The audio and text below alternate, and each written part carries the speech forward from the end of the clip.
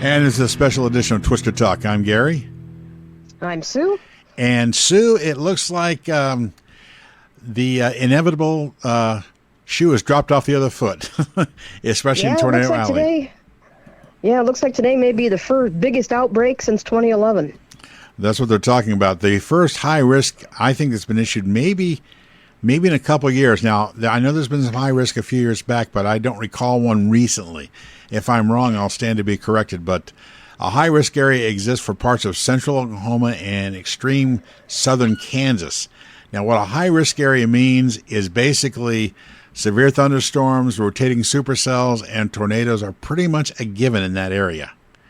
And so that's what we're looking at. And Sue, right now it's quiet there, but it looks like everything will break loose as we get into the afternoon. Go ahead and fill us in what you have to share. Yeah, it will. Norman, Oklahoma, the National Weather Service, there just issued a comment saying that they are monitoring for storm development within the next hour. So far, there's nothing, but that could change very, very quickly. And they expect that when it does change, it's going to upscale itself very, very quickly into very severe, discrete, rotating supercells. Right. They basically, and I think this is an interesting piece of wording, is I've seen this several times both from Norman and from the Storm Prediction Center. They're basically saying, I'll actually read this. It does not matter what category, color, or number area you are in today. Every storm, emphasis, every storm will be equally capable of producing dangerous tornadoes and destructive hail. There we go, right then and there, period, to the point. These storms, like I said, have not yet initiated. When they do, and that looks like the most likely initiation point now is along the Texas Panhandle Oklahoma border. When those go, they will go big time. And they will. These will be discrete supercells, like Sue said.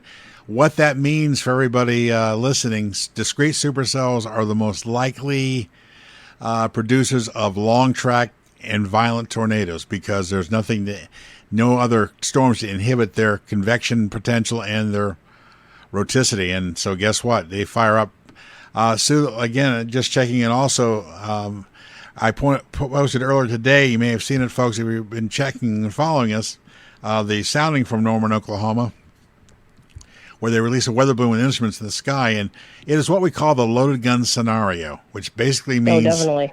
You have the air and the humidity and the dew point all basically meshing together in the lower part of the atmosphere.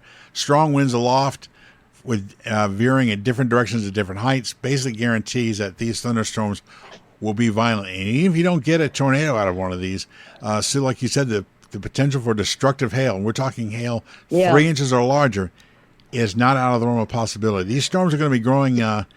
I would imagine, Sue, I would not be surprised to see storms 55,000 feet or even higher today.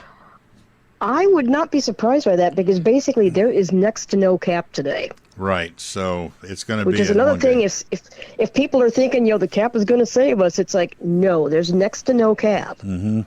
And even in places that do have a capping area, that will probably be eroded very quickly in the next few hours by any strong winds and cold pools aloft. Basically, don't forget, folks, we have a cold front coming off the Rocky Mountains, and that just happens to just knock caps right on their butt, and storms go crazy. So we're looking at that potential of a very severe outbreak today.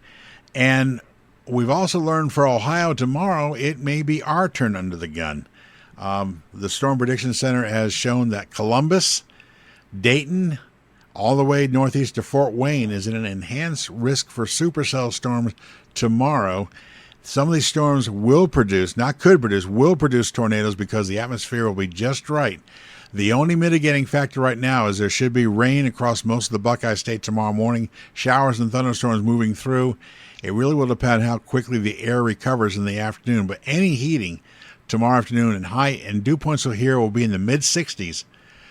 Can fire off severe storms literally at the drop of a hat. We have to be very cautious about what we're saying, but we also let you know that it could get very bad very quickly again. So that's what we're looking at. But the high risk today, Sue, is the first one of the year, and go ahead and fill any details you've got there to share about anything else going on. I know there's a couple of weather watches out too right now. I think one of the funniest details is there is some talk that they may get some snow up in the Dakotas out of this same system. Well, of course. So there's your problem. There's your problem. Another thing that the Storm Prediction Center and the National Weather Service in Norman have both emphasized, this is going to be a long event, and it's actually going to get worse after dark because the parameters are going to continue to deteriorate. Okay, so you heard it. Again, nighttime tornadoes will be a factor in today's and tonight and tomorrow's weather. Because why? Because conditions, the low-level jet funneling moisture from the Gulf of Mexico into those areas will pick up speed, as it always does in the afternoon and evening, and that will add even more humidity and more dew point temperatures into the air and causing storm intensification to just keep on going. There's really not much to knock these storms out. They may weaken in the late overnight, early morning period, maybe between 4 and 5 a.m., but there's no guarantee of that either.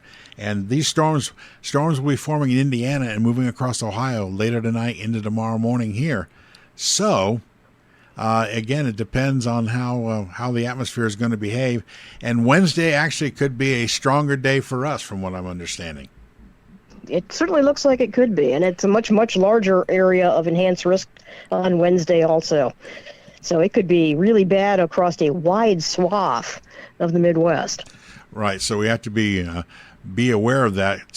Tomorrow and Wednesday could be pretty strong severe weather days for Ohio, Indiana, Kentucky, Tennessee, parts of Missouri, even you can't rule out even parts of Mississippi and Texas and Louisiana and Arkansas. Yeah, that's a big area, folks.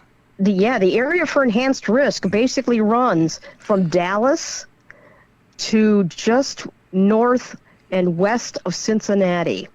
Right. So that's a huge area. That is. It's a big area of severe weather. So I would assume more than likely, folks, tomorrow will be a weather day, and Wednesday could be even a stronger weather day for a good part of the Ohio Valley. Again, we can't keep overstressing this. You better have a way to get weather radio announcements or a cell phone setup where you can get immediate announcements over your cell phone or over your weather radio, because I have a feeling some areas in this state will need it tomorrow and Wednesday. Let's just be honest. It's going to be something to be concerned about. Fortunately, after all this gets through Thursday and Friday, it looks like it might be half decent for a couple of days. It's going to cool down for a couple of days, actually. Yeah, it is, right. And we'll be talking about some things that are on tap for next week that could induce some the first real strong heat wave. Could be building later next week into the southeast. We'll talk about that when that occurs. But for now, severe weather is going to be very likely today in the plains, and Tornado Alley is going to get nailed. Then tomorrow, it'll move into the Ohio Valley. That includes Columbus and Dayton and areas like that. These storms will be firing up and moving through. And then again on Wednesday with the cold front, we'll have, again, a good chance again of severe storms. You can never rule out a tornado, and as we have known in the last couple of months, tornadoes sometimes kind of occur out of nowhere. And, of course, in Ohio, that's kind of been the bane this spring, is that tornadoes do show up. They may show up not where they're forecast, but they do show up, and you have a big issue. So they're really unpleasant. I mean, they're like a Fuller broom salesman. They just come banging on the door, and it's like, "Hey, you want some brooms?" And it's like, "No, go away." Or they want you to sign a petition about something. So anyway. Yes, a petition, yes. But soon I'll be giving updates throughout the day if needed. My assumption is folks will be back sometime in the early evening when the watches are in full swing and the storms are in full swing. We'll give you an update on what's happening. And, of course, it'll help refine the forecast for tomorrow as we go into then. So we'll have to keep an eye on everything.